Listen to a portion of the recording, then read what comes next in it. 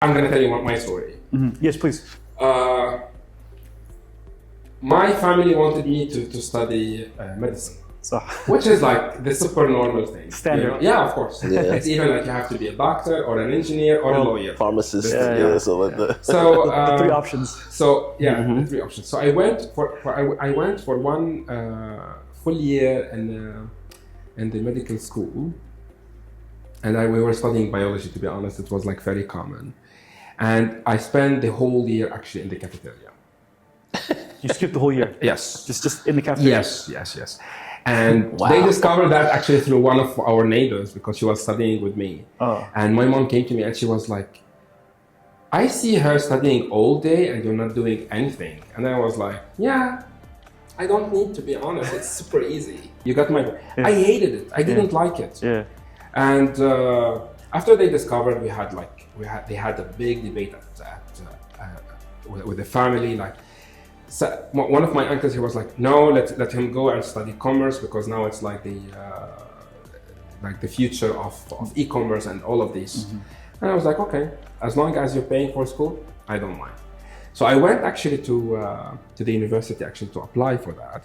And while I was waiting, I was looking through the catalog of the school, and I was like, oh, fine arts. Okay, I will go for fine arts. That's something easy. And that's something I like as well.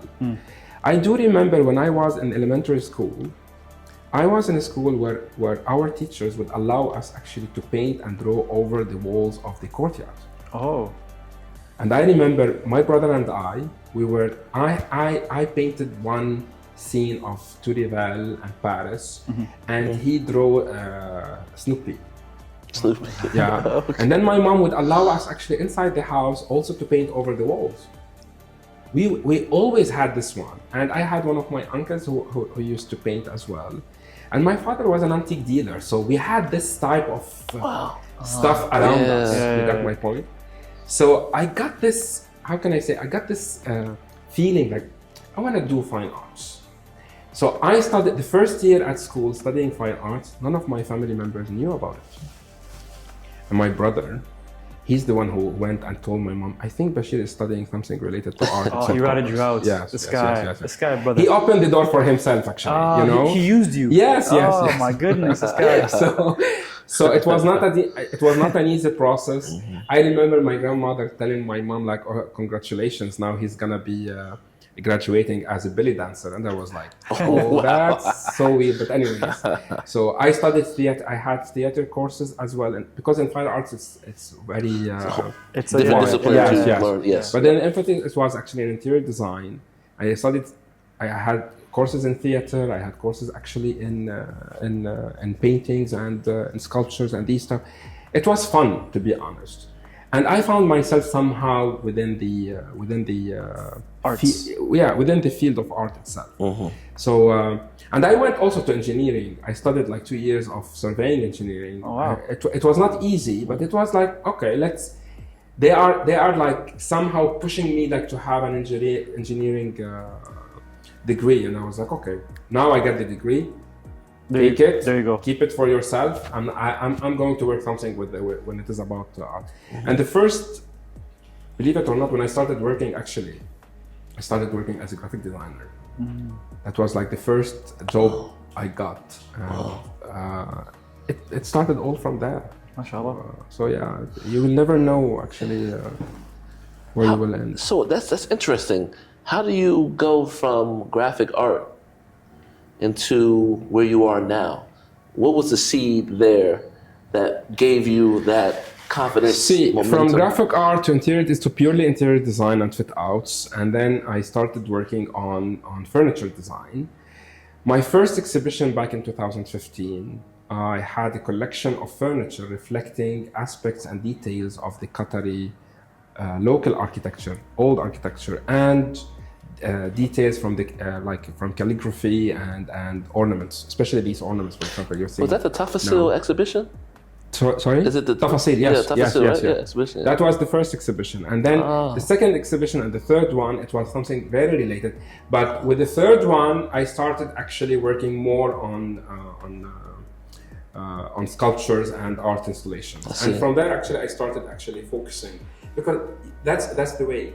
You started with something and you will end up with something totally different. True. I had my friends who studied with me at school, and some of them now are jewelry designers, some of them are fashion designers. They will never know actually where you will end up. It depends how your passion will be developed and somehow moved from one place to another.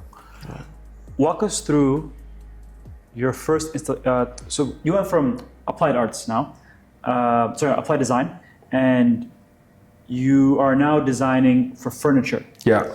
You get essence from the Qatar culture, and you see furniture. Where does that symbiotic connection meet? Like, how do you bring those two worlds together? Because furniture, chairs and tables is everywhere we see it.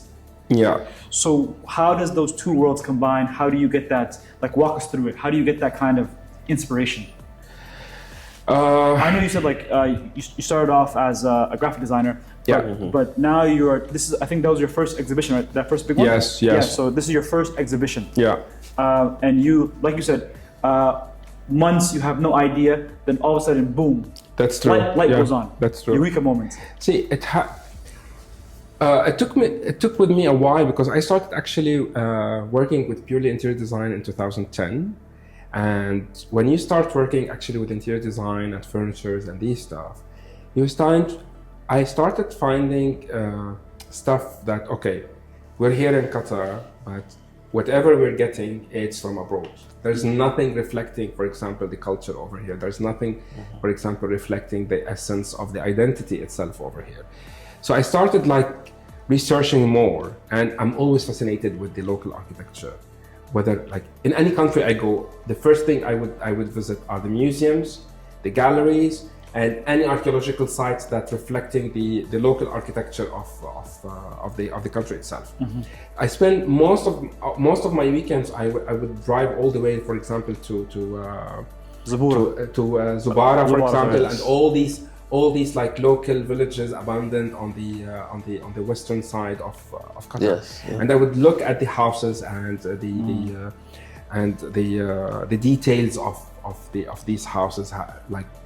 I'm fascinated with the windows and the doors and all these engravings, for example, and the shapes, for example, especially for the mosques and the ma'adhan and these stuff. So